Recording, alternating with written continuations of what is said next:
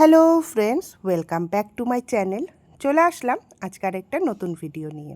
কাছে দূরে, দেশ বা দেশের বাইরে থেকে তোমরা যারা আমার এই ভিডিওটা দেখছো, তোমাদের সবাইকে আমার অন্তর থেকে অনেক ভালোবাসা।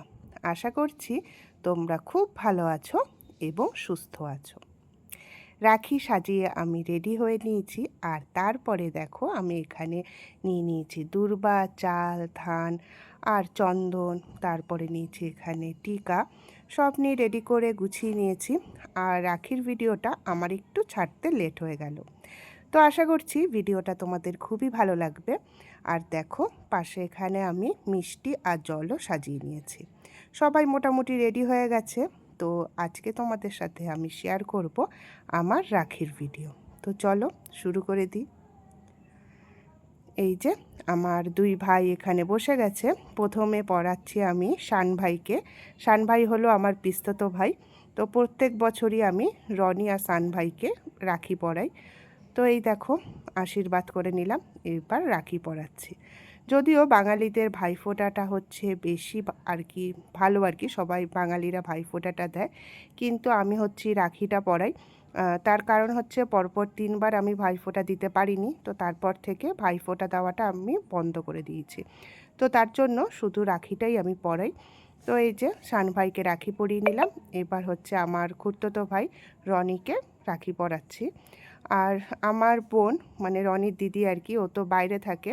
তো ও কি করে, রাখি পাঠিয়ে দেয় অনলাইনে, আর সেই রাখিটা আমি ওকে পরিয়ে দিই। তার মানে আমি আমার রাখিটা এখানে পরাচ্ছি, এরপরে আমি রিনির রাখিও রনিকে পরিয়ে দেবো। তো এই রাখির সময়টা বেশ ভালো লাগে, সবাই আমরা একসাথে হই, খাওয়া দাওয়া হয়, গল্পগুজব হয়, ভীষণ মজা হয়। তো আমি সারা বছর ধরে রাখিটা ওয়েট করে থাকি। ভাইরাও আসে, যদিও আমাদের একসাথেই সবার বাড়ি, তোমরা দেখেছো।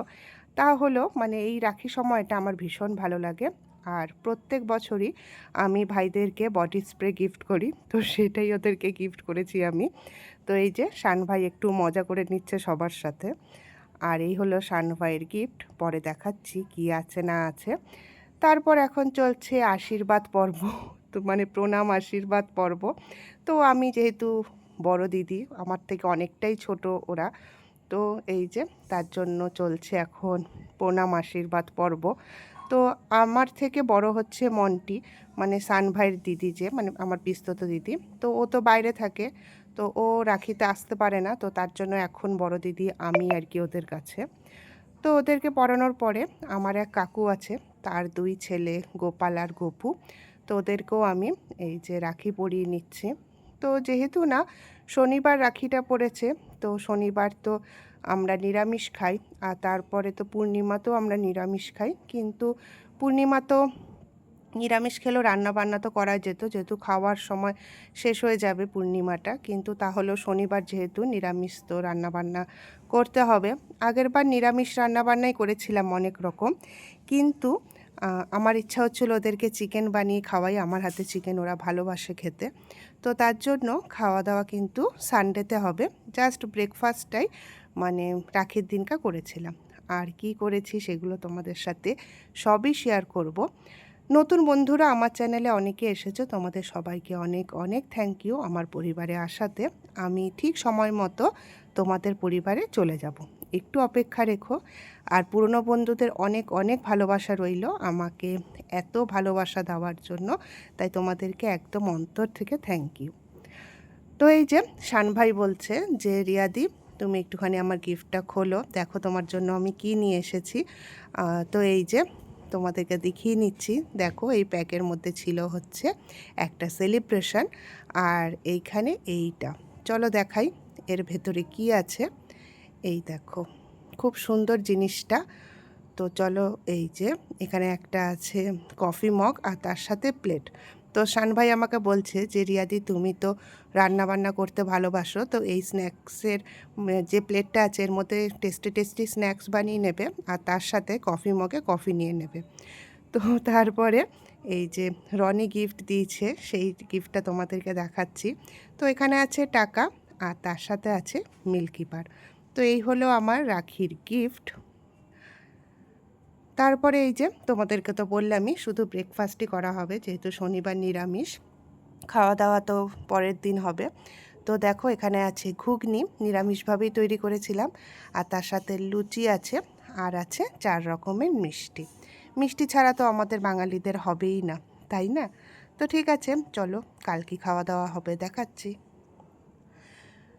এই ভিডিওটা হলো রবিবার, মানে রাখির পরের দিন। তো বলেইছিলাম যে চিকেন রান্না করব, তো চিকেন শুরু করে দিয়েছি বানানো। রনি তো আগে নিরামিষ খেত, মানে পেঁয়াজ রসুন খেত, মাছ মাংস খেত না। তো এবছর ও হচ্ছে মাংসটা খাচ্ছে, তো তার জন্য প্রবলেম হবে না। আর শান ভাইও চিকেন খেতে ভীষণ ভালোবাসে, তার সাথে গোপাল গপুও খুব ভালোবাসে। তারপর দেখো এখানে বানিয়ে নিয়েছি হচ্ছে সোয়াবিন আলু, আর তার উপরে আমি ডিম ঝুরি ভাজা করে দিয়ে দিয়েছি। আসলে সবজিটা বানালাম না, সবজিটা খুব একটা কেউই ভালোবাসে না, মানে শান ভাইও না, রনিও না, গোপাল গপুও না, সব সবজি ওরা খায় না। তো তাই কি করব এটা ভেবে পাচ্ছিলাম না। তখন মামুনি এই বুদ্ধিটা দিল যে সোয়াবিন আলু দিয়ে ডিম দিয়ে যেটা বানাস সেটা বানা, ওরা খুব ভালোভাবে খাবে। তো তারপরে এখানে দেখো বানিয়ে নিচ্ছি আমসত্ত্ব চাটনি। তোমাদেরকে তো দেখিয়েছিলাম যে আমাদের বাড়িতে প্রচুর আম হয়েছে, মানে জেঠুর বাড়িতে। তো সেই আমগুলো, যেগুলো আর কি ওই ফাটা আমগুলো যে পড়তো, তোমাদেরকে দেখিয়েছিলাম। তো সেই আমগুলো দিয়েই মামুনি আমসত্ত্ব বানিয়ে রেখেছিল। তো এখানে কাজু কিশমিশ খেজুর দিয়ে শুধু আমসত্ত্ব দিয়েছি, আর দিয়েছি তেঁতুল দিয়ে তারপরে এই চাটনিটা বানাচ্ছি। আর 5 ফোড়ন, তেজপাতা, শুকনো লঙ্কা ফোড়নে দিয়েছিলাম, আর ওপর দিয়ে ছড়িয়ে দিয়েছিলাম ভাজা মশলা। দারুণ হয়েছিল কিন্তু এই চাটনিটা খেতে, সবার ভীষণ ভালো লেগেছিল। তো তারপরে বসে গেছি খেতে। আমাদের বাড়িতে না কেউ হচ্ছে ডাইনিং টেবিলে খায় না, পাপা আর আয়ুষ তো খায়ই না। তো তার জন্য আমাদের সব নিচে বসে খাওয়ারই রেওয়াজ আর কি। তো এই যে খাবার দিয়ে দিয়েছি। তো দেখো এখানে আছে পাঁপড়। এই পাঁপড়টা না মামুনি নেপাল থেকে নিয়ে এসেছিলো, আমার একটা আন্টি বানিয়ে দিয়েছিল। তো তারপর এখানে আছে ছোলার ডাল, এখানে আছে চিকেন, আর আছে হচ্ছে এখানে সোয়াবিন আলুর তরকারি, আর তারপরে আছে হচ্ছে চাটনি। বললামই যে বেশি সবজি বানাইনি, তার কারণ হচ্ছে ওরা সবজি খেতে খুব একটা ভালোবাসে না। তো এই হলো রান্নাবান্না খাওয়া দাওয়া রাখি স্পেশাল আর কি। তো ভিডিওটা কেমন লাগলো অবশ্যই জানিও, আর একটা লাইক দিয়ে দিও। আজ তাহলে এইটুকুই।